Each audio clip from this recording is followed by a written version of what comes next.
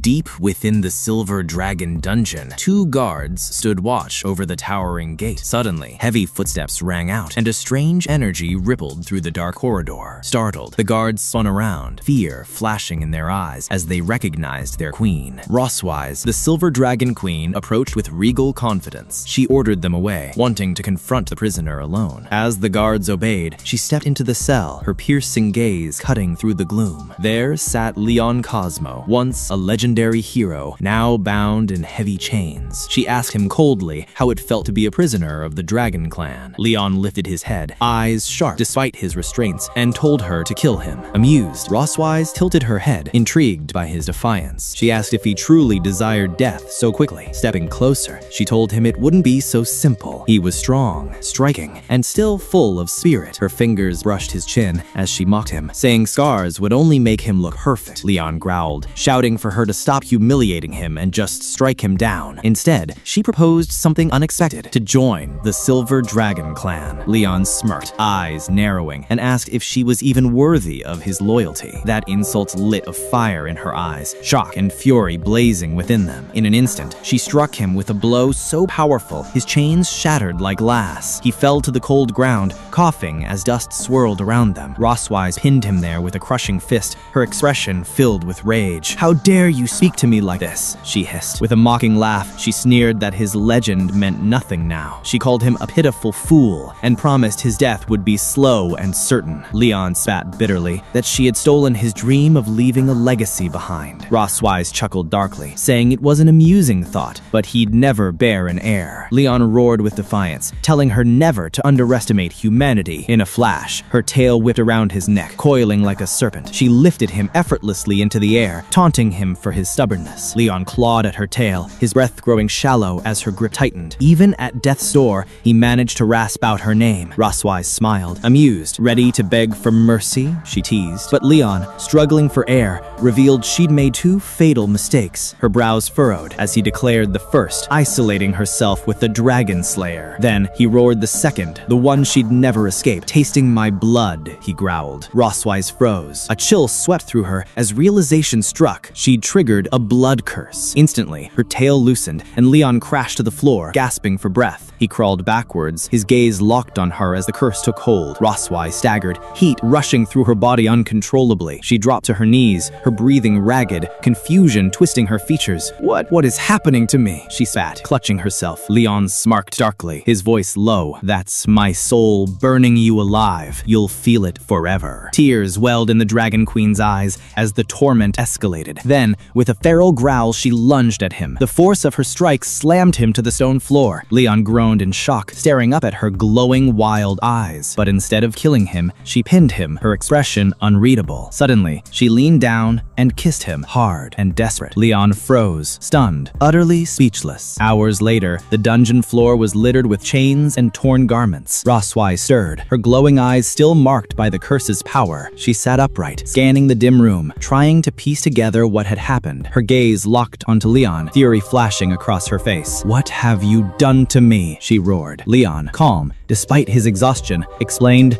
"The curse binds our souls. When I die, you'll suffer agony beyond comprehension." The queen hissed, calling him a liar. "That pain, it should only happen upon your death." Leon laughed bitterly, admitting he hadn't expected this side effect. Rosswise screamed for him to shut up, her rage boiling over, but Leon's smirk returned. "Aren't dragons supposed to be faithful to just one mate?" He revealed that she'd never bear another child or take another partner again. The curse was stronger than he even imagined. "Looks like you'll die without a successor too," he taunted. Rosswise trembled, her magic sparking violently around her. "You bastard," she snarled. Leon met her glare calmly. "Go on, kill me if you want. My time's almost up anyway." His voice turned dark. "This is my curse, that you'll live on, consumed by hate and pain." The dragoness turned away, silently dressing herself, her fury simmering beneath the surface. She whispered, "How can a mere human take revenge so cruel, yet still seek death? Power flared in her palm, her voice dripping venom. "You are a fool, Leon Cosmo, and a disgrace." With a flash of blinding energy, she struck him directly in the chest, her anger unleashed. Leon Cosmo was once celebrated as a legendary dragon-slaying hero. At just 5 years old, he had slain a wild beast with his bare hands, earning the attention of a passing dragon hunter who took him as an apprentice. By the age of 10, he entered the Imperial Academy, graduating as its youngest and highest-ranked student in recorded history. At 15, he was already on the battlefield, carving his name into history by slaying dragons and reclaiming lands for the Empire. He became humanity's strongest warrior, their sole beacon of hope against the Dragon Clan. But all that glory ended when he was captured, imprisoned by dragons, and 2 years passed in silence. Suddenly, Leon awoke with a sharp cry, his body trembling as if emerging from a long nightmare. He gasped for air, his eyes darting around an unfamiliar and lavish room. A hand instinctively clutched his chest as he tried to steady his breath, confusion clouding his mind. Where am I?" he whispered, staring at the elegant surroundings. The soft creak of a door interrupted his thoughts. A small, dark-haired girl peeked through the opening, her bright eyes curious. With a gentle voice, she remarked that he was finally awake. Leon froze, struck by how impossibly cute she was. A strange thought crossed his mind. Had he died and ascended to heaven for his service to humanity? You must be an angel," he murmured in awe. The girl tilted her head, puzzled. "What's an angel?" He smiled warmly and asked for her name. With a cheerful grin, she replied, "My name's Moon." Leon chuckled softly, saying it was beautiful, though her strange silver hair caught his attention. Moon explained with a giggle, "Mama says my hair's like the moon." His smile faltered for a moment. "Angels have mothers?" He lifted her gently into his arms, introducing himself. "I'm Leon Cosmo." Moon's face lit up. "Mama said Leon means lion." Leon blinked in surprise. "Your mama told you that?" Moon nodded proudly. But suspicion crept over him as he hesitantly asked, Who is your mother?" With an innocent giggle, she said, "Rosswise." His entire body stiffened. The name hit him like a thunderbolt. Rosswise, the Silver Dragon Queen. His mind raced, connecting the dots, but Moon's next words froze him completely. "You're my daddy," she declared with a radiant smile. Leon was paralyzed, unable to speak, his mind spinning. "Are you really my daddy?" she asked again before calling out for her mother. The confirmation left him breathless, his heart pounding. Moments later, Rosswise herself appeared, her presence commanding as ever. "Daddy's awake," Moon said brightly, but the queen only smirked. "I know." Her calm, confident tone sent a chill down Leon's spine. Moon, delighted, said, "Mama must be happy. You visited him every day." Rosswise nodded, but Leon clenched his fists, silently cursing. The queen sent Moon outside to play, her tone gentle yet firm. Once they were alone, Leon swallowed hard. "She's really my daughter?" Rosswise met his gaze, her voice cool. "Yes, by blood, she's yours." Her tail lashed against the floor as anger glimmered in her eyes. "You despise me, don't you?" Leon stepped back, his voice sharp. Why did you save me? Why have a child with me?" Rosswise's expression hardened. "You've been unconscious for 2 years, Leon. Did you think I would simply let that night pass without consequence?" Leon's fists tightened as rage filled him. "I never wanted this. We're enemies. I would never have touched you under any other circumstance." Rosswise smirked darkly. "So being with me was torture?" "Of course it was," he spat. In an instant, her tail lashed out, coiling around his leg. With a single pull, Leon was yanked off balance, crashing onto the bed. Rosswise loomed over him, her gaze predatory. "What are you planning to do?" he demanded, fear lacing his voice. Without answering, her claws tore through his shirt in one swift motion. A glowing magic circle formed in her hand, and her voice was low and dangerous. "I'm going to mark you as mine." Leon's eyes widened in horror as he thrashed beneath her. "Stop!" he roared, but the queen pressed her hand against his chest, and a burning sensation spread through his body. "This mark will be your greatest shame. You'll belong to me forever." Leon grit his teeth, pain searing through him as she continued. "Imagine what your comrades will say. The hero, branded with the dragon's seal." Leon gasped, the magic crawling across his skin like fire. Why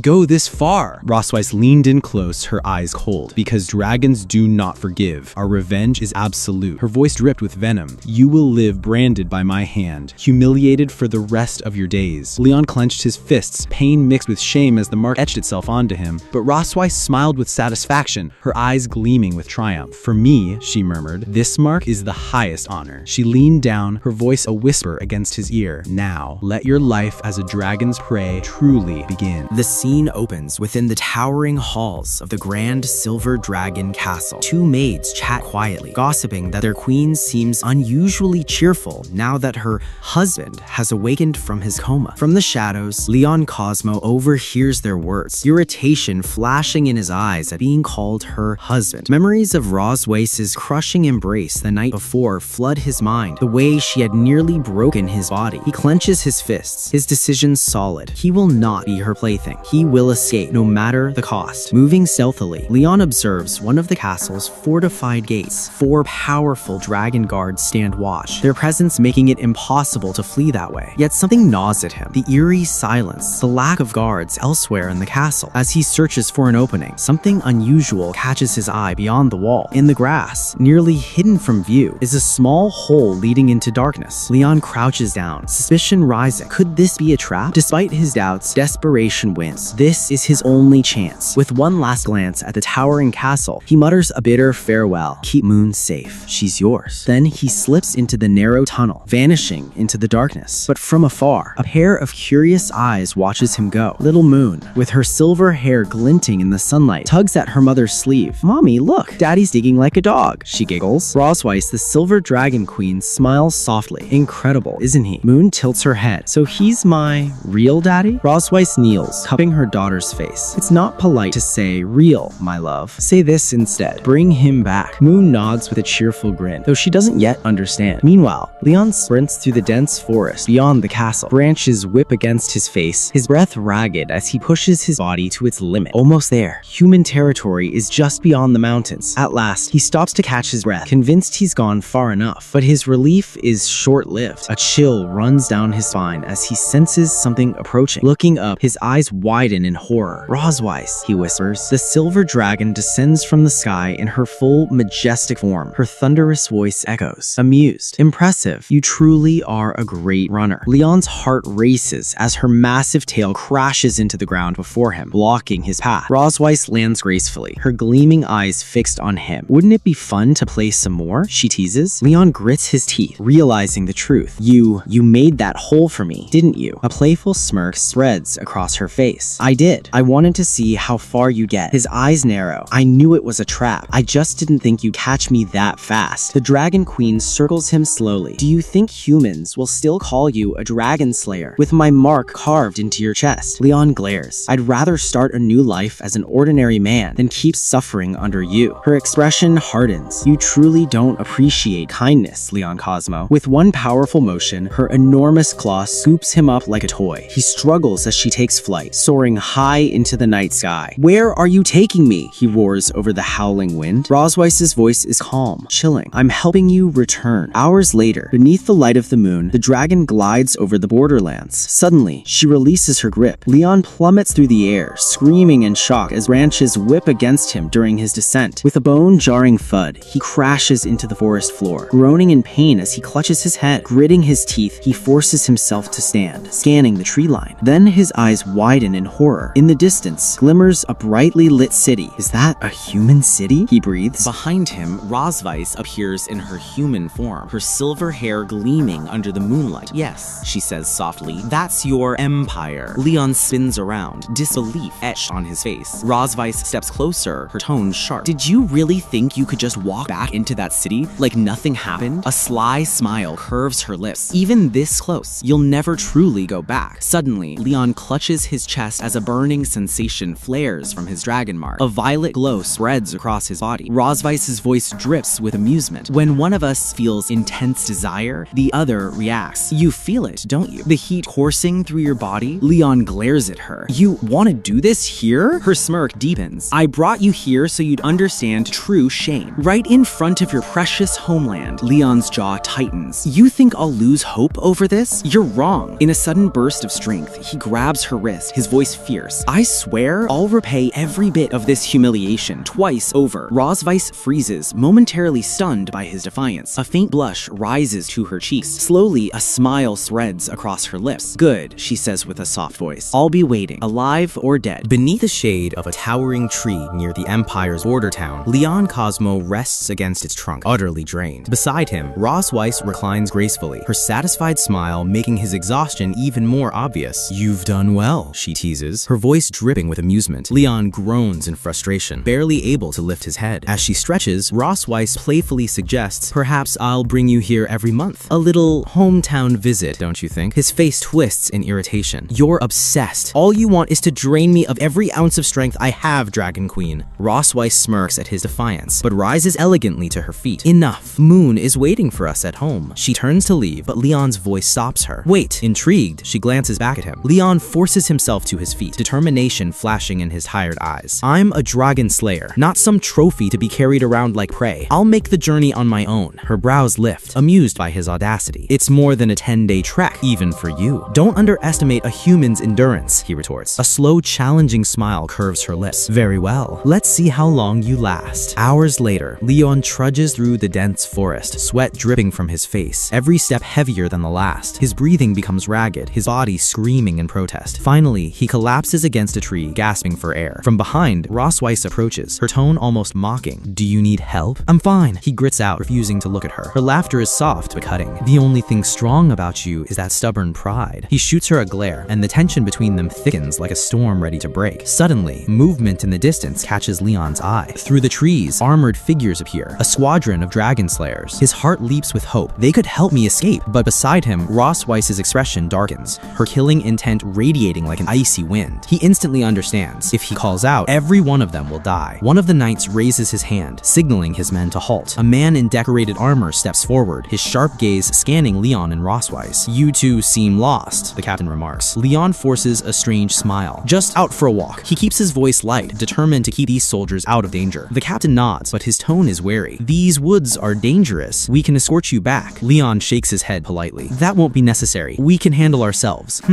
He studies him carefully. You look familiar. Have we met? Ross Weiss stiffens. Her eyes flash with fury, and her hand glows faintly with energy. Leon reacts instantly, grabbing her hand to stop her. In a quick move, he pulls her into an embrace, laughing awkwardly. You're mistaken, Captain. I just have one of those common faces. Through clenched teeth, he whispers to Ross Weiss, let me handle this. The captain stares at them, suspicion flickering in his eyes. But then he chuckles. My apologies. I won't intrude on your romantic stroll any further. With that, he signals his men, and the squad disappears into the forest, their wagon wheels creaking down the dark road. As silence settles once more, Ross Weiss glares at Leon. Was that hug long enough? She asks coldly, before shoving him backward. Leon stumbles, but holds his ground. You were smart not to involve them, she says, her voice low. But don't forget your place. Her gaze sharpens. I am not your wife. Never forget that. With a flick of her hair, she turns away. The road is long. Keep up. Leon tries to respond, but is struck by a sudden, searing pain in his body. He clutches his arm, his vision blurring, the world tilting around him. Damn it, he mutters, staggering forward. Ross Weiss glances back, irritation flashing across her face until she sees him collapse. Unbelievable, she mutters, approaching his unconscious body. KO by exhaustion. Fragile human, she sighs, releasing a surge of energy that ripples through the forest. With little effort, she lifts him into her arms. Moments later, her body shifts, scales spreading across her skin as she transforms into her true form, a majestic silver dragon. With one powerful motion, she tosses him gently into the air, catching him carefully in her jaws. Once secured, she places him on her back, his unconscious body lying against her gleaming scales. Under the starlit sky, she soars across the heavens, her massive wings cutting through the cool night air. Consider this a plea for mercy, she murmurs softly, glancing at him. As dawn breaks, the pair returns to the towering silver dragon castle, its spires glowing under the morning sun. Inside the towering silver dragon castle, Leon slowly opens his eyes, finding himself lying in a soft, luxurious bed.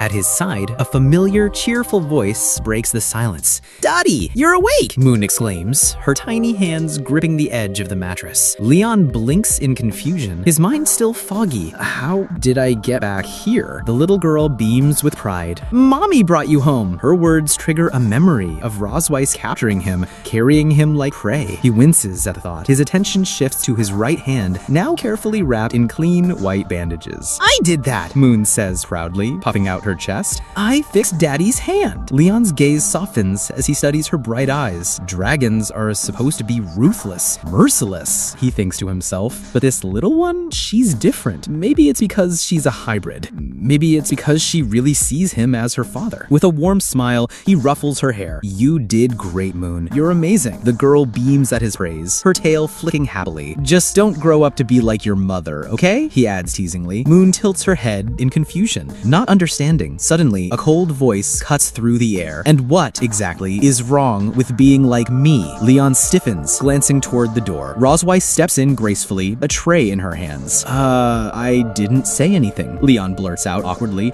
watching her approach. Moon proudly gestures to her handiwork. Mommy, I did the bandages. news, just like you told me to. Rosweiss's expression doesn't change. Good, that's what you were supposed to do. Moon nods obediently. Leon frowns, thinking to himself how strict she is with her daughter. Moon, Leon says gently, why don't you go hide in the garden? Daddy will come find you. Her face lights up instantly. Hide and seek? Okay, go, quick. I'm not like mommy, I won't give you extra time, Leon teases. Moon giggles and darts toward the hallway. 1, 2, 3, he starts counting, watching her little form disappear into the corridor.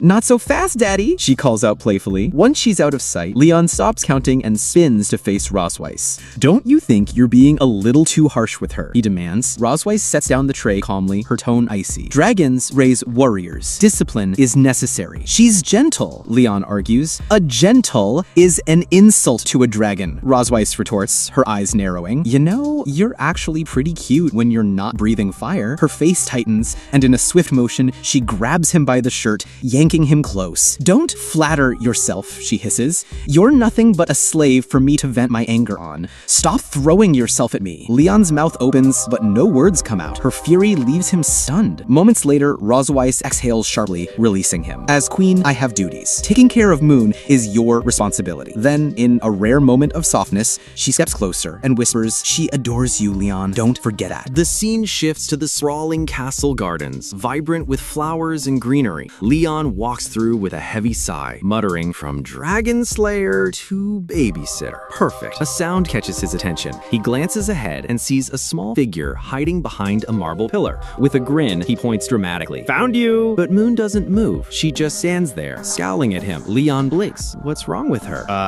Sorry I made you wait, he offers awkwardly. Suddenly, the girl spins and bolts down the path. Hey, wait! Where are you going? Leon calls, running after her. He rounds a corner, but she's gone. His confusion deepens. I just saw her go this way. Where'd she? He rubs his temples. I'll never understand kids. Then, in a flash, something lands on his back. Gotcha, Daddy! Moon cheers, clinging to him. Leon stumbles forward. Wait, weren't you just running past me? She giggles. Came to find you because you weren't finding me. Leon stares at her, baffled. Did I see it wrong? Daddy, come see. Moon tugs his hand and leads him down the garden path. He follows, still scratching his head. From a distance, hidden behind a hedge, another little girl watches them silently. Her glowing eyes flicker with quiet curiosity. A few moments later, water from the fountain softly cascaded down the garden wall. Nearby, Moon quietly hummed while concentrating on her drawing. Her father stood behind her, watching with a gentle smile on his face. He thought to himself that having a daughter wasn't so bad after all, feeling warmth heal his soul. In that moment, he vowed to help her escape from the domineering queen. Suddenly, Moon ran to him, proudly showing a family portrait she had sketched. When he looked at it, he was puzzled to see two children in the picture. Curious, he asked about the second figure, and she replied that it was her sister. Completely stunned, he realized that Moon actually had a sister. It dawned on him that he hadn't just struck one target, but two with a single shot. His mind flashed back to the girl he'd seen in the garden, and now her anger made sense. But Moon clarified that her sister wasn't angry at all. She explained that Noah was simply shy when she saw him. He reflected that it was natural, since they'd had only just met. Blaming the queen for this distance, he decided he needed to confront her about it. Meanwhile, in a study far away, the queen sat working at her desk. She lifted her eyes from her reading, her face serious and composed. Just then, he barged in, loudly calling her name. Unmoved, she calmly asked him what he wanted. He stated that their daughter was playing with her sister and demanded to know why she hadn't told him about another child. With a faint smile, Rosweiss teased, asking if he hadn't figured that out yet. He then thanked her for blessing him with 2 daughters, remarking that she'd certainly worked hard. He even promised to add her name to the family tree, which made her visibly irritated. The queen asked if he understood why she had kept Noah's existence a secret. He accused her of being jealous of his bond with Moon and hiding Noah out of spite. Surprised, Rosweiss questioned if he was truly so eager to meet Noah. Leon declared that he wanted to form a good relationship with his daughters, unlike their cold and distant mother. With a challenging smile, Rosweiss merely warned him that he might regret it later. Later, golden sunlight poured through the kitchen windows. Leon appeared there, holding a knife, wearing a determined smile. As he chopped vegetables, he resolved to win over his timid daughter with a warm meal and make Rosweiss regret her secrecy. He recalled cooking this the same stew often for his battalion, as its sweet flavor was always a hit with children. After tasting it, he proudly noted that his cooking skills hadn't faded. Confidently, he imagined Noah enjoying the dish, certain the taste would melt her heart. Outside the kitchen, two maids were watching curiously. They whispered that the prince was a kind dragon, cooking for his family even after recovering from illness. Suddenly, their whispers ceased as Rosweiss arrived, with both daughters. The queen dismissed the maids, telling them they could take the evening off. When the three entered the dining hall, Leon greeted them, saying they had perfect timing. Moon dashed to him, delighting in the delicious aroma, and he told them he'd made stew and steak just for them. With a tender look, he hoped Noah could sense his feelings through the food, but Noah turned her head away with disdain, leaving him utterly shocked. He wondered why her reaction was so different from what he had imagined. Quietly, he blamed Rosweiss, convinced she had predicted this outcome and delayed their meeting because of it. The queen firmly instructed Noah to introduce herself to her father. Noah crossed her arms and introduced herself as Noah K. Mao, daughter of the silver-driving queen Rosweiss. Trying to be warm, Leon politely introduced himself as Leon Cosmo, her father. Noah's indifferent expression showed no sign of warmth. Feeling awkward, he wondered if she resented him for some reason. Sensing the tension, Moon whispered to her sister to speak more so she wouldn't embarrass her father. Noah scoffed, doubting he was really her dad, saying he looked far too weak. Her words struck him deeply, leaving him speechless and hurt. Internally, he thought to himself that his daughter was wild and he was facing his very first trial as a father. Family dinner turned into the most nerve-wracking moment of Leon's life.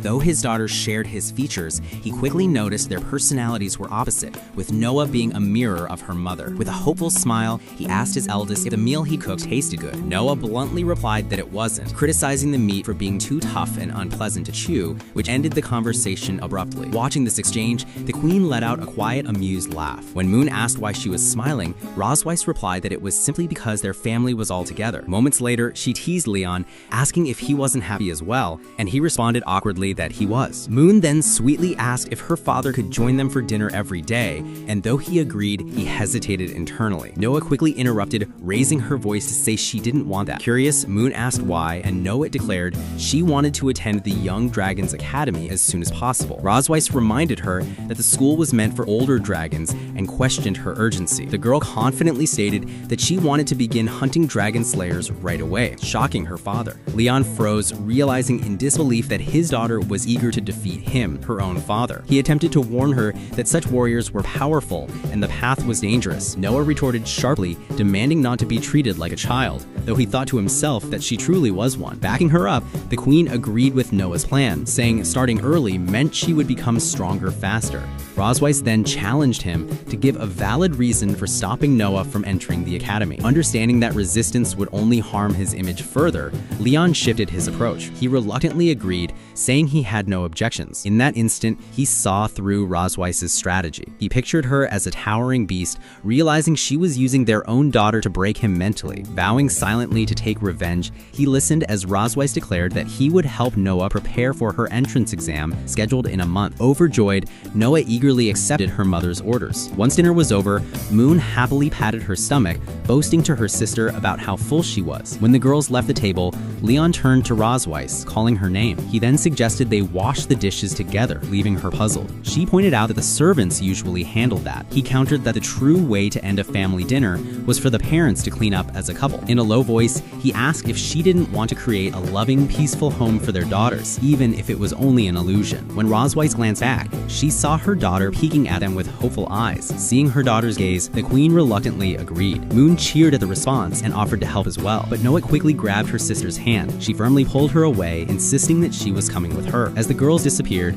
silence filled the kitchen, broken only by the sight of dirty dishes stacked in the sink. Rosweiss turned to Leon and asked when he was planning to start. He asked her with a confident smirk if she'd forgotten what he told her 2 years ago. He reminded her of his warning never to be alone with a powerful dragon hunter, causing her expression to tighten. Suspicious, she demanded to know what he was plotting. Leon calmly stated that unlike last time, he wouldn't allow himself to be controlled by her anymore. Enraged, Rosweiss lashed at him with her tail, demanding if he truly believed he could escape her. But he easily caught the attack with just his hand. Holding her tail firmly, he asked who had said anything about escaping. The queen gasped in shock at the sudden contact. His strong pull sent her off balance, forcing her to her knees, completely stunned. With a knowing grin, he revealed that he'd read about the sensitivity of a dragon's dragon's tail, teasing her, asking if she was powerless now. Stepping closer, he commented that dragons always craved dominance and control. Finally, he asked if any of them had ever known what it felt like to be conquered themselves, leaving her utterly speechless. Rosweiss lay flushed and breathless on the floor, her breathing heavy and uneven. Immediately, she demanded that he release her tail. In return, Leon coldly reminded her of how he had been humiliated solely for her amusement. He then suggested they try something new, which only earned him a storm of insults from her. She thrashed in resistance, her tail straining to break free. Meanwhile, two maids outside whispered, wondering if the prince's long night had finally come to an end. A moment later, they stepped into the kitchen, astonished by how spotless it was, and questioned if the prince himself had done the cleaning. One of them smiled softly, enchanted as she admired a gleaming dish. Through a narrow crack in the doorway, the dragon silently watched them talking. Quickly, he hushed Rosweiss, warning her that the servants couldn't see her in such a state. Right after the kitchen door was shut, the queen glared at him with pure fury in her eyes. He stepped closer, declaring firmly that now they could begin. His stare was unwavering, full of resolve. At that moment, her expression softened, her eyes looking helpless. 3 days later, within the towering castle of the kingdom, Moon curiously asked if their father had died from sleeping so long, but Noah decided to check for herself. She landed a small kick to his face, jolting him with pain. Satisfied, Noah announced that he was alive, leaving him stunned at how casually she treated him. As he opened his eyes, he saw the younger girl freeze in surprise at finding him awake. Without hesitation, she ran off to inform Rosweiss, while Leon tried to recall exactly when he had lost consciousness. The queen dryly asked if he truly needed a reminder of what had happened. Suddenly, Leon remembered that night clearly. He had been knocked out cold by a single devastating punch. Sitting up in bed, he reflected that an ordinary man would not have survived such brutality. Yet even after her cruelty, he admitted to himself that she was stunning and far younger looking than her years. Their daughters asked if something was wrong, but Noah replied that he was only staring at their mother. Casually, Rosweiss reached over and tipped a delicate flower ornament off the vanity. The unexpected gesture drew Leon's attention. He picked up the fragile accessory and gently placed it in her hair, telling her it suited her beautifully. Rosweiss then asked if he had said that same line to countless other women. The dragon chuckled and claimed that, as a boy, his only experience was caring for his uncle's donkey. Intrigued, Moon asked what a donkey was. He described it as a creature with long ears that brayed constantly, just like their mother. The jab made Rosweiss glare at him in rage. Moments later, she delivered a powerful punch to his face. The girls quickly asked if he was all right, and he assured them yes, though wincing in pain. The queen then declared that he would begin teaching their daughters how to write, prompting him to grumble about not being consulted first. Moon squealed with excitement at the news, while Noah coolly claimed she could handle it alone. Soon after, the sisters hurried off to the library to grab pencils, and Noah picked the purple one. Left alone with Leon, Rosweiss informed him that her sister would soon be visiting and could not know about the children. He questioned why, wondering aloud if her own family didn't wish to meet them. Rosweiss explained that he was now to be known as Leon Cosmo, a dragon who had awoken after a 2-year slumber. She ordered him to memorize this surname in case he came across her sister. He responded dutifully that he understood the queen's commands, but as he watched her leave, he doubted she believed he would ever truly obey her. Instead, he silently vowed to humiliate her more than ever before, right in front of her own sister. Later, in the study of the Silver Dragon Temple, the lesson began. Leon showed his daughters how to write, instructing them to watch closely. He wrote their names down, asking them to memorize the letters before practicing. Noah immediately complained that his handwriting was ugly, claiming that her mother's writing was far more elegant. Moon asked what he would do next, and Leon replied that he had to return something to their mother. Before leaving, he warned that he would check their progress, prompting Noah to call him an idiot under her breath. Moon said he seemed happy, but Noah scoffed, admitting that at least he wrote quickly. Still, her faint blush betrayed her. Meanwhile, at the gates of the Silver Dragon Temple, an important guest had arrived. It was Isabel Melki, the queen of the Red Dragons. She embraced Rosweiss warmly, overjoyed to see her sister again after so long. Isabel noted it had been a year since they'd last met and remarked that her sister looked healthier. She then asked why Rosweiss's husband wasn't there, as she'd heard he had finally awakened. Rosweiss lied, claiming he wasn't feeling well, and Isabel expressed regret at not being able to meet the dragon who had captured her sister's heart. Playfully, she teased that they must be close to have had children so soon. Rosweiss dismissed the notion, insisting the marriage meant nothing. Isabel chuckled, saying she hadn't changed a bit. Rosweiss then suggested they walk to the temple's gates. In the garden, the two queens strolled side by side, their arms linked. From a high window, Leon spied on them through a telescope, recognizing Rosweiss's sister instantly. With a focused expression, he decided it was time to test the dragon mark's power. Meanwhile, Isabel spoke of recent unrest in the Fire Dragon King's domain. Hearing this, Rosweiss thought of the name Constantine, and an image of a fire dragon filled her mind. She asked if he had vanished, but Isabel suggested he might be expanding his territory. Suddenly, her chest glowed intensely, making her flinch sharply. At that exact moment, she sensed a strange connection forming. Isabel asked if something was wrong, but Rosweiss brushed her off, urging her to go on. Inwardly, she cursed Leon, knowing he was behind this. She quickly suggested reinforcing the borders to prevent trouble, but the sensation from the dragon mark only grew stronger. Isabel Isabel noticed her sweating and asked if she was unwell. Roseweiss excused herself, claiming she had urgent business and would return in 20 minutes. When Isabel offered to come along, she declined, insisting it wasn't necessary. The Red Dragon Queen chuckled, guessing it was the Mark's doing, remarking that young lovers enjoyed playing around. Meanwhile, Leon reclined in his chair, curious how long Roseweiss could withstand it. Moments later, she stormed in, shouting his name, surprising him how quickly she'd arrived. She grabbed him, demanding if he triggered the Mark on purpose to humiliate her in front of her sister. Feigning innocence, Leon teased if it was his fault for missing her. His words stunned her, leaving her completely speechless. The dragon made another sly remark that left her flustered, cheeks burning red. He smirked, realizing the dragon Mark was effective. He had successfully landed a blow on her pride. Roseweiss scolded him, telling a prisoner not to be shameless and to control his thoughts. Privately, she admitted she'd been caught off guard, her anger disrupted. She warned him she'd let it slide this time, but Leon only teased her with a mocking grin. He reflected that a single comment had left her at a loss for words, proving the dragon Mark's power. Yet he also felt his heart pound harder every time he thought of her. Annoyed, he scolded himself for entertaining such thoughts. Then he remembered his daughters who were still waiting for him, while Moon wondered why he hadn't come back yet. At the gates of the Silver Dragon Temple City, Rosweiss's sister bids her farewell. With a wave, she announces that she's leaving. Rosweiss smiles, warning her sister to stay safe on her journey. Already in her dragon form, the visitor insists on meeting Rosweiss's husband, but Rosweiss promises to introduce him next time. Moments later, she soars into the night sky. The Silver Queen watches her disappear, her face darkening. She silently vows to teach the dragon hunter a harsh lesson. Meanwhile, elsewhere, Leon suddenly sneezes. As he reads a book, he wonders if the dragon woman is speaking ill of him. He glances over and notices Moon and Noah asleep in bed. Carefully, he pulls the blanket over them so they won't get cold. Then he slips out of the room, moving quietly to avoid waking them. Just as he's about to leave, a hand slams the door in front of him. Rosweiss stands there blocking his way. He asks if her sister has already left. Irritated, she reminds them they have unfinished business tonight. The queen drags him down the hallway with force, ignoring his desperate protests. Soon, they arrive at a lavish room fit for the queen of the Silver Dragons. A wooden basin of steaming water is set on the floor. Leon asks what she plans to do with it. She declares that she's tired and orders him to wash her feet. The command leaves him stunned. She insists, saying it's punishment for earlier. Reluctantly, the former hunter kneels, humiliated by the task. As he holds her foot, he wonders how many hunters she has crushed beneath these very feet. Rosweiss, meanwhile, grows suspicious, questioning why he's just staring at her feet. Could he have a fetish? She demands he hurry and place her foot in the water. He lowers her foot into the steaming basin. Suddenly, Rosweiss shrieks that the water is boiling hot, kicking Leon square in the face. The force sends him sprawling back. She accuses him of seeking revenge by scalding her. Leon smirks, reminding her she was the one who asked for his help. Rosweiss glares, saying he hasn't learned his lesson. Pressing her foot against his chest, she asks if she ever imagined being stepped on by a dragon. Then she wonders aloud what would happen if she pressed a certain spot. The sharp pressure makes him grit his teeth, overcome by pain mixed with shame. He pleads with her to stop. The dragoness taunts him, eager to see how much he can endure. Yet Leon resolves not to bow to her cruelty. With a sudden move, he grips her foot firmly. He remarks that he's eaten many kinds of legs, but never dragon legs. Rosweiss freezes, startled by his words. He bites her leg, declaring he'd even eat dragon claws raw. Her enraged scream echoes through the castle, the queen vowing to kill Leon Cosmedy. The next morning, Noon stirs awake, still groggy. Curious, she asks her mother why she's limping, but Rosweiss brushes it off. Soon after, she notices Leon's bandaged face. He gives a vague answer, avoiding the question. The girl tilts her head, confused by their responses. With a bright smile, she concludes they were playing a fun game and insists she wants to join in next time. In the gardens surrounding the Silver Dragon Castle, Leon and Rosweiss walked side by side in silence. Ahead of him, the queen's expression was sharp with irritation, while Leon followed, equally uneasy. From a distance, two maids whispered to each other, saying the pair looked like a couple on a romantic stroll, but one of them frowned, noting how unnatural the scene seemed. The queen and prince showed no closeness at all. Rosweiss strode forward without a word, while Leon's discomfort grew. Finally, he broke the silence, asking why she insisted on this walk. Moments ago, he had refused her invitation outright. The dragoness had only explained they needed to maintain the image of a harmonious family for the public. Now, Leon wondered what she was plotting behind that cold expression. Nearby, Moon observed them from hiding. She pouted, whispering that her father was so clueless he didn't even know to hold her mother's hand. Determined, she decided she would help despite Noah's protests to leave them alone. Ignoring her sister's warnings, Moon darted toward the couple. Startled, Leon asked how she had gotten there so suddenly. Moon ignored the question, taking his hand and Rosweiss's, firmly joining them together. She declared that to walk properly, they needed to hold hands. From their hiding place, the girls watching them squealed that the scene was too sweet. Moon grinned, deciding their mother was the only one who didn't fit the picture. Leon noticed Rosweiss's reaction, her rigid posture, the tension in her shoulders. He hadn't expected such a simple gesture to affect her this much. It made him think she really didn't know how to connect with her daughters. Casually, he mentioned that the girls sometimes called her mother. Rossweiss glanced at him, asking what was wrong with that. He explained that normally children said mommy the way they said daddy, and that their use of mother sounded distant. The queen frowned, unsure if there truly was a difference. With a teasing smile, Leon suggested they encourage the girls to call her mommy, so she would feel closer to them. The idea left Rossweiss speechless, stunned by the thought. Finally, she agreed they should try it, and then promptly tugged him forward, forcing him to quicken his pace. As they walked, Rossweiss asked him if he missed his home. She claimed she had something to ease his nostalgia. She led him to a storage building nestled at the base of the castle's mountain. Leon asked what kind of place it was. She said it had no name, that he could call it a storage room or back room. Unlocking the door, she repeated that the name didn't matter. Inside, Leon's eyes widened at the treasures before him. He spotted a familiar bracelet, his grandmother's, and muttered that it would be worth a fortune in the Empire. Rossweiss explained that some items held sentimental value, while others were mere spoils of war. Later, Leon asked about her family. The Silver Queen revealed that she and her sister had been raised by their grandmother. He shared that he grew up in an orphanage before being adopted by his master. Curious, he asked what she had really brought him there to see. Rossweiss approached a large chest, claiming its contents would help him forget his worries. When Leon looked inside, he froze. It was his black battle armor, but as his hand reached for it, glowing magical runes flared across its surface. Leon's eyes narrowed as he recognized the seal. He muttered bitterly that his old friend had fallen far. With a triumphant smile, Rossweiss revealed her trap. Leon had finally walked right into it. As power flared around him, Leon glared at Rossweiss, demanding to know what she had done. With a smug smile, she revealed that she had placed a dragon mark on his armor, activated the moment he touched it. Pain surged through his body as his hand convulsed, clutching at his chest. He cursed himself for trusting her. Rossweiss looked down at him with satisfaction, remarking that the mark's effects would only grow stronger. She lifted his chin, teasingly asking if he could endure it. Gritting his teeth, Leon struggled to speak her name, only to be shoved back, collapsing to the ground. An overwhelming urgency overtook him as Rossweiss knelt closer. She taunted him, revealing she had been searching for a way to break his defenses and hadn't expected him to fall so easily. Flushed and stunned, Leon could only stare up at her. With a victorious smirk, she asked if her performance had been convincing. His voice trembled as he asked if everything she'd said, the stories of her family, their hand-holding, was all a lie. Rossweiss calmly confirmed it was true, but none of it changed her intentions for him. She traced a hand over her own body, reminding him of his own words from before. Smiling wickedly, she confessed she loved being in control, then asked if her dear husband was ready, before kissing him, leaving him cursing her name. The heavy doors of the storage room slammed shut, sealing the hunter's fate. Hours passed before Leon finally let out a shaky sigh of relief, thinking it was over. Beside him, Rossweiss lounged with a satisfied expression. Irritated, Leon asked what she wanted now. Holding his chin, she observed how his scars had faded, noting he looked more mature. He growled back that her trap wouldn't break him. As she dressed, Rossweiss admitted with amusement that he had grown sharper, though her teasing paused briefly, unsettling him. Then, with a mischievous smile, she finished. His body had deteriorated. Leon froze, stunned. Her words echoed in his head, repeated with cruel finality. Your body has decayed. The humiliation sent a cold shock through him, leaving him speechless. The next morning, sunlight broke over the castle. Exhausted, Leon dragged himself to the door, asking who it was. Outside stood Rossweiss with a bright smile, greeting him cheerfully, while Noah stood silently by her side. With a sly look, Rossweiss remarked that he didn't look well rested. Leon snapped back, asking whose fault that was, but she only feigned innocence. Watching, Noah thought to herself that they were already arguing again. Rossweiss then informed him he needed to tutor Noah for the academy's difficult exam. With a sly jab, she added that after last night, he should at least prove his worth in other ways. Leon, furious, insisted he hadn't been in good shape, but promised he'd get Noah to pass, on one condition. Rossweiss agreed, warning him not to make an outrageous demand. With a steely gaze, Leon sealed the deal, while she bid them good luck with their lessons, teasing him not to overdo it. Once she left, Noah asked why he was always arguing with Mommy. Leon blinked, surprised, and asked her to repeat what she had just called Rossweiss. Shyly, Noah said Mommy, holding her book close. Leon grinned, pleased, and teased that she must be the one who wanted to marry him. Noah blushed at his reaction, but said nothing, embarrassed. Declaring it was time to study, she marched forward, and Leon chuckled, calling after her to slow down. In the grand study of the Silver Dragon's castle, the atmosphere felt far from formal. Two little girls played nearby, their laughter filling the air, while Leon sat at a desk, deeply focused on his notes. Rossweiss approached quietly, arms crossed, and asked why he hadn't gone to bed yet. Without looking up, Leon explained that simple lessons wouldn't be enough for Noah. He was designing a custom study plan so she could pass the upcoming exam in just 1 month. Rossweiss smirked proudly, saying Noah clearly took after her. Leon glanced up with a teasing smile. I doubt that, he said bluntly, before boasting that he had graduated as a genius and earned every honor at his academy. With mock seriousness, he asked Rossweiss how many awards she had won. The question left her momentarily speechless. She studied him quietly, surprised that he wasn't just strong, but also brilliant. Even so, she teased him about being her prisoner. Leon slammed a fist on the table, declaring he'd only been defeated once. Rossweiss's lips curled in a wicked grin as she reminded him that the queen stepped on him. Her attention shifted to a plate of peppers on his desk. "What are these for?" she asked curiously. Leon explained they were from the kitchen. He planned to use them to stay awake. Rossweiss raised a brow, warning him they were yellow dragon peppers, far too spicy for him to handle. Ignoring her, Leon popped one into his mouth. The reaction was immediate. "Too spicy!" he yelled, his voice cracking as his mouth felt like it was on fire. He leapt from his chair, frantically searching for water. Rossweiss grabbed his face gently, trying to calm him. Leon froze, stunned by her sudden touch. Blushing slightly, she muttered that her cold hands might help soothe him. Her fingertips felt icy against his burning skin, and he closed his eyes, surprised at how comforting it was. When the heat subsided, he thanked her softly. She pulled away quickly, flustered, and ordered him to bed, warning him not to eat more peppers. As Leon watched her leave, he found himself wishing she'd touched his face a moment longer, but the warmth was quickly replaced by irritation. He hadn't forgotten she'd deceived him. Shaking it off, he dove back into his books, determined to reclaim control. Hours passed as he flipped through pages, dismissing useless remedies like red dragon root and Lingon Yu herb. Then he stopped. There it was, a description of the Dragon Big Force. A small smile curved his lips. He'd finally found what he needed. The next day, Leon sat beside Noah, reviewing her practice work. She guessed she scored around 50 points. He turned the sheet toward her with a smile. 62 points. It was above her expectations, yet she clenched her tiny fists, clearly disappointed. Leon saw the determination in her eyes. Unlike Mune, Noah wasn't interested in playing. She wanted to excel. He reached over and patted her head gently, telling her 62 was an excellent result. She thanked him, already eager to focus on her mistakes. Suddenly, Leon doubled over in a coughing fit, apologizing that his throat was still raw from the peppers. Rossweiss entered the study, smiling faintly as she told Noah that her father had worked through the entire night, sustaining himself on nothing but those dangerous peppers. Noah pulled out a small container and held it out to him. "For me?" he asked, surprised. The girl nodded. "Mommy sent it for you." Leon blinked, touched, and smiled. "Tell her thank you," he said warmly, wondering how Rossweiss could be so cruel one moment and so kind the next. With renewed energy, he turned back to Noah. "Let's get back to work," he said cheerfully. The two leaned over the desk together, father and daughter growing even closer. In the kitchen of the Silver Dragon's castle, everything was already prepared. Two maids arrived carrying all the ingredients Leon had requested, setting them on the counter. He thanked them curtly and dismissed them, silently relieved they hadn't questioned why he'd asked for seemingly irrelevant items. In truth, every choice was deliberate. His real plan was a secret. Despite the simplicity of the ingredients, he knew the potion's success rate was notoriously low. With quiet determination, Leon began. He crushed and mixed the ingredients carefully, adding them to a pot one by one in precise order. Hours later, frustration clouded his face. Another failure. He cursed himself for blindly following the book's instructions over and over. The purification step always ruined the brew. According to the text, purification required high heat, but fire risked destroying the medicine entirely. He needed another method to separate the residue without nullifying its effects. A sudden crack of lightning lit the sky outside. Leon paused, glancing toward the window as rain began to patter softly on the glass. Something about the flash of light sparked a thought. He remembered his alchemy teacher's words. Electrolysis can succeed where fire fails. Hope surged through him. He decided to attempt magical electrolysis, though he doubted his own power would be enough. Still, Leon prided himself on precision magic. With steady hands, he focused his energy. Half an hour later, a single gleaming pill rested in his palm. A triumphant smile spread across his face. "Simple," he murmured, proud of having perfected dragon medicine in such poor conditions. At that moment, a cheerful voice interrupted him. "Daddy, what are you doing?" Leon froze. Turning, he saw Moon standing at the doorway. He panicked, trying to hide the pill as she skipped toward him. "Are you hiding candy?" she asked suspiciously. Flustered, Leon quickly replied, "It's medicine, for your mommy." Her expression turned worried. "Is mommy sick?" He reassured her that Roseweiss was fine, explaining it would just help her recover from exhaustion. In truth, he'd made it for himself. Moon beamed and clasped her hands together. "Then take good care of mommy, okay?" Leon smirked faintly. "I will," he said, though his thoughts were much darker. "Once I recover, I'll take very good care of her." That night, a heavy storm swept over the castle. Back in his chamber, Leon sat at his desk studying the pill. He wondered what side effects it might have on a human body. Unsure, he reluctantly set it aside, irritation flashing across his face. A soft knock at the door pulled him from his thoughts. Startled, he asked who it was. The door opened, revealing Roseweiss herself. "I heard from our daughter," she said smoothly. "You made a special medicine for me." Leon froze, mortified. That little traitor, he thought grimly. Roseweiss chuckled softly at his expression. "You gossip more than I thought," he muttered bitterly. She waved off his embarrassment. "Relax. I'm impressed you could create a potion under these conditions." Leon said nothing, realizing she'd take the pill regardless of what he did. Reluctantly, he handed her the small box. Roseweiss opened it, her sharp eyes widening slightly. "This is flawless," she said with genuine admiration. "You've made dragon strength perfectly, even here." Leon stared in shock, unsure if she was serious or mocking him, but the Silver Queen closed the box and handed it back to him. "You should keep it," she said firmly, "but don't take it yet." "What? Why not?" Leon demanded. Her expression turned serious. "Its effects are far far too strong for a human. It would destroy your body. Leon blinked, startled. It's that powerful? I'm saying this for your sake, she said coolly. You wouldn't survive it. Leon's jaw tightened. You underestimate me. I've killed more dragons than I can count. Without hesitation, he threw the pill into his mouth. Courage, he declared fiercely, is humanity's anthem. Rosevice's composure finally cracked. Leon, she screamed in horror. Power surged violently through his body, his veins lighting up as if aflame. Rosevice lunged forward, catching him as his body convulsed. You idiot, she yelled in panic. I'm terrible at healing magic. Don't dare move. Even through the pain, Leon tried to speak, but his words came out strained as his body twisted in agony. Rosevice held him tightly, frantically channeling her power as thunder roared above the castle. Outside, rain poured heavily, and arcs of energy danced over the castle walls. Suddenly, Leon let out a piercing scream as blue lightning engulfed him completely. Roswice's eyes widened in shock. Is he using lightning magic on himself? She thought, panic creeping into her voice. He grit his teeth, enduring the searing pain as currents of power coursed through him. Moments later, his body finally went limp. Roswice darted forward, catching him just before he collapsed onto the bed. Kneeling beside him, she exhaled sharply. Have you completely lost your mind? She muttered, brushing wet strands of hair from his face. She turned to leave, deciding to summon the palace doctor, but suddenly felt her wrist being grabbed. Roswice froze and looked back, startled by his unexpected touch. In his daze, Leon's hand slid down and gripped her tail. With a dreamy smile, he murmured, "Where do you think you're going, my wife?" Her eyes widened in shock. "Who are you calling that?" she demanded, her voice rising. She tried to pull away, but his grip tightened. "You're not leaving me, wife," he said stubbornly, his voice strangely tender. Roswice blinked in disbelief, wondering if the lightning had scrambled his mind. Yet, despite his childlike tone, he didn't appear to be in any danger. With a sigh, she relented. "Fine, what is it you want so badly?" Leon's lips curled into a boyish grin. "I want another child with my wife." Roswice froze, her face burning crimson. "What are you talking about? We already have two," she snapped. But Leon, utterly undeterred, only chuckled. "Then let's have a third." For a moment, she contemplated arguing, but decided it was safer to play along. "All right," she said softly. "We'll have more children, and even visit your homeland someday." Leon's grin widened, his joy childlike. Roswice, however, sighed internally. He's even more insufferable when he acts spoiled. "You're the best wife," Leon teased, leaning forward to kiss her. She pushed him back with a firm hand, muttering, "Don't push your luck." Frustration bubbled within her as she wondered when the medicine's effects would finally fade. "Idiot," she hissed before delivering a swift punch to his face. Leon slumped back onto the bed, unconscious again. Roswice sighed heavily. I couldn't help it." Yet concern lingered on her face as she bent closer. "Leon, are you all right?" Suddenly, his eyes shot open. "I feel strange," he murmured. Her breath hitched when she saw the dragon mark glowing ominously on his chest. How is it activating now? She thought in alarm. Leon's hand shot up, gripping her shoulder firmly. He pushed her gently, but insistently toward the bed. "Leon, what are you doing?" she asked sharply. "My body, it's too hot. My chest won't stop pounding," he muttered, voice strained. Roswice's eyes widened with realization. The dragon mark, combined with the lightning, it's intensifying his desire for vital energy. Leon wrapped his arms around her tail, murmuring softly, "I love you." Roswice felt her composure falter. "If this keeps going, I won't be able to hold back either." "Get off me," she barked, "and stop dragging my tail on the floor." But then Leon's hand rose, and his finger rested gently on her lips. His expression softened, his gaze filled with heat. "You're beautiful tonight." The sudden shift in his demeanor stunned her. Gone was his day's playfulness. This was an intensity that demanded no refusal. Roswice felt her heartbeat quicken as a strange warmth filled her chest. "Do I want this too?" Leon's voice was low, almost pleading. "Help me, Roswice, please, just tonight." Her resolution crumbled. Face flushed, she finally whispered, "Only for tonight." Lightning flashed outside the window as their lips met. The storm howled beyond the castle walls, but within that room, the world had gone silent. The following morning, sunlight spilled across the palace. Leon finally regained consciousness, still feeling the toll from the night before. Beside him, Rosways was watching and asked if he was already awake. Startled, he instantly pulled back, demanding to know why she was there. He sat up, groaning that his entire body ached. As he tried to piece together what had occurred, she asked if he truly didn't recall anything. With a playful grin, she revealed the marks on his back, remarking that a dragon hunter shouldn't forget such evidence. Shocked, he wondered if he had really been the cause of those bite marks. Suddenly, fragments of the night before rushed into his memory. Once the recollections became clear, Leon cried out in humiliation. She then asked if he now remembered how he had pleaded with her the previous night. While he flustered in panic, Rosway started repeating the exact words he had spoken. Desperate, the alchemist cut her off, insisting there was no reason to continue since he already remembered perfectly well. He thought to himself that he had crafted the elixir to strengthen his body, but never anticipated the result would be that overwhelming. Leon confessed he had gone too far and asked if he had harmed her, but she reassured him that she was completely fine. With a grin, he pointed out that now she knew his body thoroughly and couldn't claim any longer that he was incapable of handling it. Rosway simply replied, then she leaned closer, prompting him to ask what was the matter. She lifted his chin, praising his performance and declaring she expected him to keep it consistent. Offended by her remark, he asked if he had now been reduced to her servant. Switching topics, she brought up the wager they had made about the treatments. Admitting defeat, she asked if he had already decided on his reward. Leon answered with a sly grin that he had indeed made up his mind. He then requested insisted she dispatch someone to check on his master and his master's wife in the Empire. Rosways explained that arranging a visit was possible, leaving him sincerely grateful. He straightened up and offered her his thanks more formally. Meanwhile, in the Silver Dragon's sanctuary's garden, Moon approached him and asked if her father was unwell. Surprised, Leon denied it and asked why she thought so. Moon explained that her mother had told her it was actually he who had taken the medicine and that men weren't supposed to admit when they're sick. Furious, he fumed over how Rosways could say something like that to a child, brooding over his lost dignity. As the little girl continued pressing him about whether he was still sick, Leon scolded her, accidentally biting his lip and drawing blood. When Moon saw it, she panicked and begged him not to die. Leon quickly calmed her, reassuring her he was perfectly fine, though in his heart he thought how much she resembled her mother, especially in her blunt nature. To distract her, he offered to craft a new toy, which made Moon cheer with delight. He began tinkering with his tools, assembling a small, colorful cube. Presenting the magic cube, he explained she could twist its parts however she liked, and the girl was thrilled. He reflected that he had never considered using his mechanical skills for children, wondering if perhaps he had some talent for it. Suddenly, his expression hardened as he sensed something unusual in the air. At once, he muttered, "Manakora-wai." Moon asked what it was, but he brushed it off, saying it was nothing. Internally, he recalled feeling for an instant the gaze of a dragon from the direction where Noah usually trained. Knowing she likely wouldn't want to come closer, he decided to craft a toy for the older girl as well. Later that night, Noah peeked inside the room while Moon